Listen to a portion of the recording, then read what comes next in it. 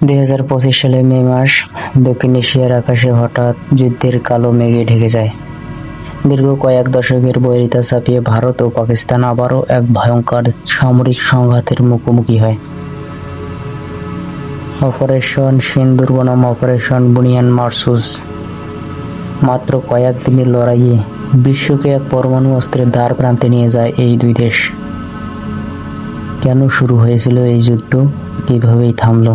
আজকের ভিডিওতে আমরা 2025 সালে উত্তপ্ত সময়ের বিশ্লেষণ করব। এই সংঘাতের সূত্রপাত হয় 22 এপ্রিল 2025 কাশ্মীরে পেহেলগামে জঙ্গি হামলায় 26 জন পর্যটক প্রাণ হারায়।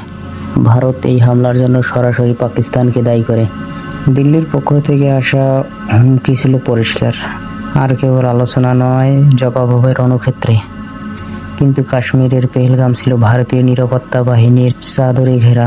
সেখানে কিভাবে বিচ্ছিন্নতাবাদীরা হামলা চালালো, এই বিষয়টা এখনো প্রশ্নবিদ্ধ। 23 এপ্রিল ভারত তাৎক্ষণিকভাবে সিন্ধু জল চুক্তি স্থগিত করার ঘোষণা দেয়। ঠিক তারপরে 24 এপ্রিল পাকিস্তান পাল্টা ব্যবস্থা হিসেবে সিমলা চুক্তি স্থগিত করে এবং ভারতের সাথে সকল ধরনের বাণিজ্যিক বন্ধ করে দেয়। 7 মে 2025 ভারত শুরু করে অপারেশন সিন্দুর। ভারতীয় বায়ুসেনা এবং মিসাইল ইউনিট পাকিস্তানের বেসামরিক এলাকা এবং মসজিদ, মাদ্রাসা, শিক্ষা প্রতিষ্ঠানে হামলা চালায়। ভারতের দাবি অনুযায়ী পাকিস্তানে অবস্থিত জঙ্গিদের ঘাঁটি ছিল এই সমস্ত এলাকা। এই যুদ্ধে প্রথমবারের মতো ভারত তাদের অত্যাধুনিক রাফাল যুদ্ধ বিমান ব্রহ্মস মিসাইল ব্যবহার করে, কিন্তু পাকিস্তানের অত্যাধুনিক আকাশ প্রতিরক্ষা ব্যবস্থা থাকার কারণে ভারত তেমন একটা সুবিধা করতে পারেনি। বরঞ্চ ভারতের চাপিয়ে দেওয়া এই যুদ্ধে ভারতেই উল্টো বড় রকমের ক্ষতির মুখে পড়ে। ভারতের ভান্ডারে থাকা ফ্রান্সের অত্যাধুনিক রাফাল যুদ্ধ বিমান 6টি ভূপাতিত করে পাকিস্তান। এমনকি ইসরায়েলের তৈরি ড্রোন প্রযুক্তি ব্যবহার করে পাকিস্তানের বিরুদ্ধে। তারপরও তেমন বড় কোনো ক্ষতি করতে পারেনি পাকিস্তানের। কিন্তু এই যুদ্ধে পাকিস্তানের অন্তত 25টি বিমানবন্দর এবং ভারতের উত্তর পশ্চিমাংশের আকাশ পুরোপুরি বন্ধ করে দেয়। পাকিস্তানও হাত গুটিয়ে থাকেনি, তারাও শুরু করে অপারেশন বুনিয়ান মারসুস।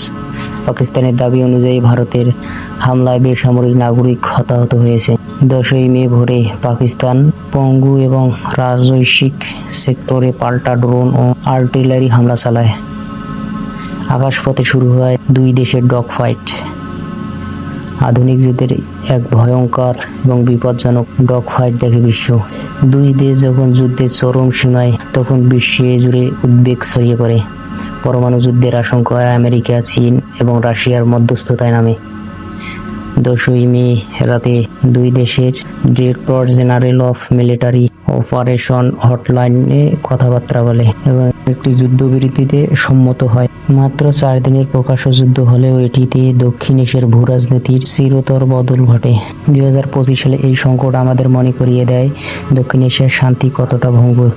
যদিও যুদ্ধবিরতি হয়েছে, কিন্তু সিন্ধু জল চুক্তি, সিমলা চুক্তির মতো ঐতিহাসিক বিষয়গুলো আজও প্রশ্নের মুখে। ভারত পাকিস্তান সম্পর্ক কি কখনো স্বাভাবিক হবে না, নাকি এই যুদ্ধ কেবল একটি বড় ঝড়ের পূর্বাভাস ছিল?